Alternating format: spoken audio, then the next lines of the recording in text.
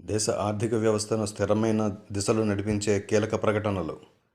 2026-2027 ఆర్థిక సంవత్సరానికి ద్రవ్యలోటును జీడీపీలో 4.3%గా ప్రభుత్వం అంచనా వేసింది. గత ఏడాది అంచనాలైన 4.4%తో పోలిస్తే ఇది స్పష్టమైన మెరుగుదల. అప్పుల భారం కూడా తగ్గుముఖం పడుతోంది.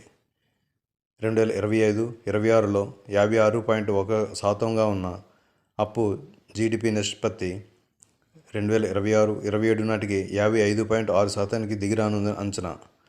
వచ్చే ఆర్థిక సంవత్సరంలో ప్రభుత్వం మొత్తం 53.5 లక్షల కోట్లు వ్యయం చేయనుంది. సంక్షేమ పథకాలు, మౌలిక సదుపాయాలు, అభివృద్ధి కార్యక్రమాలే లక్ష్యం.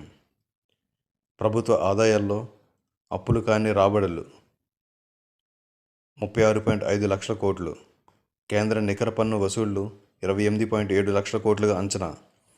ఆర్థిక స్థిరత్వం, అభివృద్ధి సమతుల్యం. బాధ్యతాయుతమైన ఆర్థిక నిర్వహణతో భారత్ బలమైన ఆర్థిక శక్తిగా ఎదుగుతుందని ఆర్థిక మంత్రి ధీమా వ్యక్తం చేశారు.